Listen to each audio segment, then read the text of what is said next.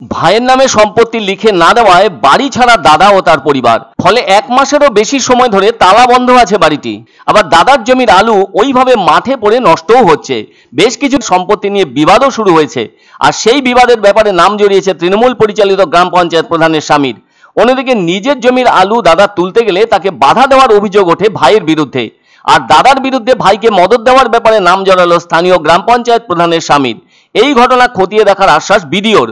দাদার জমিতে যে পরিমাণ আলু হয়েছে তার অর্ধেক আলু খোলা প্যাকেট অবস্থায় রয়েছে, যার অর্থ মাঠে পড়ে নষ্ট হচ্ছে রাশি রাশি আলু। কেননা যা ঘটনা দাদার সাথে ঘটানো হয়েছে তাতে কোনোভাবে আলু তোলার সময় পাননি দাদা। হয়তো আরো কিছুদিন এভাবে থাকলে দিনের রোদের তাপে এবং রাতের তুলনামূলক কম তাপমাত্রার কারণে আলুর অবস্থা খারাপ হতে বাধ্য বলে মনে করছেন অনেকে। এদিকে গ্রামে সালিশি সভার পর দাদা নিজের বাড়ি ছেড়ে এক আত্মীয়ের বাড়িতে আশ্রয় নিয়েছেন।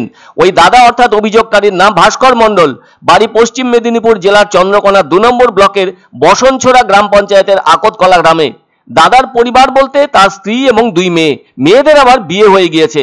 ঘটনা প্রসঙ্গে আকতকলা গ্রামের বাসিন্দা ভাস্কর মণ্ডলের অভিযোগ, তার ভাই দিবাকর মণ্ডল দেনা শোধ করার পরিবর্তে তার জমি প্রায় 20 বছর আগে আমার নামে লিখে দিয়েছিল। ভাইয়ের থেকে সেই জমি লিখে রেজিস্ট্রি করে রেকর্ডভুক্ত হয় তার নামে। বর্তমানে সেই জমির আইনত কাগজপত্র ভাস্কর মণ্ডল তথা অভিযোগকারীর নামে। তবে দাদা ভাইয়ের এই সম্পত্তির বিবাদ কিন্তু দীর্ঘদিনের। দাদা তার ভাই দিবাকরের বিরুদ্ধে স্থানীয় শাসক দলের নেতা ও স্থানীয় গ্রাম পঞ্চায়েত প্রধানের স্বামী অলোক মণ্ডলের মদতে রাজনৈতিক প্রভাব খাটিয়ে দাদার নামে লিখে দেওয়া সম্পত্তি পুনরায় ফেরত পাওয়ার জন্য নানাভাবে চাপ দিচ্ছেন। আর তাই এমন অবস্থা সৃষ্টির জন্য ভাই দিবাকর মণ্ডলের বিরুদ্ধে এমনই গুরুতর অভিযোগ তুলে ইতিমধ্যেই প্রশাসনের বিভিন্ন মহলে লিখিত অভিযোগ দায়ের করেছেন দাদা ভাস্কর মণ্ডল। ফলে অভিযোগকারী ভাস্করের দাবি, চলতি মাসের 2 তারিখ গ্রামে একটি সালিশি সভা ডাকা হয়েছিল ওই সম্পত্তির বিবাদ মেটানোর জন্য। অভিযোগ, ওই সালিশি সভায় গ্রামের বেশ কিছু মানুষের সাথে উপস্থিত ছিলেন স্থানীয় তৃণমূল নেতা সহ গ্রাম পঞ্চায়েত প্রধানের স্বামী অলোক মণ্ডলও। সেই সালিশি সভায় ভাই দিবাকর মণ্ডলকে এই মাসের 7 তারিখের মধ্যে জমি লিখে দেওয়ার ফরমান দেওয়া হয়েছিল দাদা ভাস্কর মণ্ডলকে। না হলে কোনোভাবেই ভাস্কর মণ্ডল তার জমি থেকে আলু তুলতে পারবেন না বলে সিদ্ধান্ত গৃহীত হয় ওই সালিশি সভা থেকে।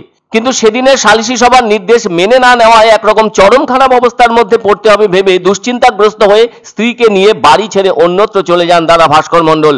পরে এই বিষয়ে প্রশাসনের বিভিন্ন মহলে লিখিত অভিযোগ জানিয়েও কোনো সুরাহা পাননি তিনি।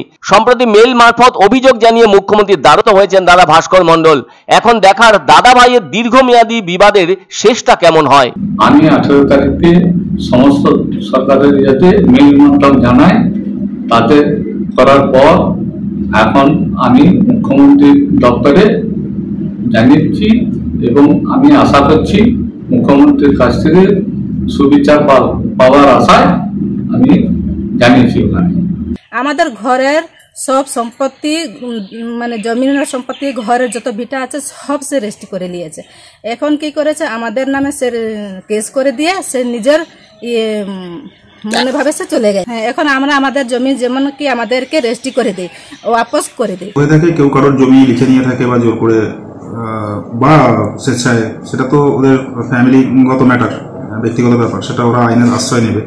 আর বাড়িতে ঢুকতে পারছে না বা বাড়ি ছাড়া বা মাঠের আলু মাঠে পড়ে রয়েছে তুলতে পারছে না, সেরকম অভিযোগ আমি এখনো পর্যন্ত কোনো তরফ থেকেই পাইনি। আমার কাছে অভিযোগ আসলে আমি নিশ্চয়ই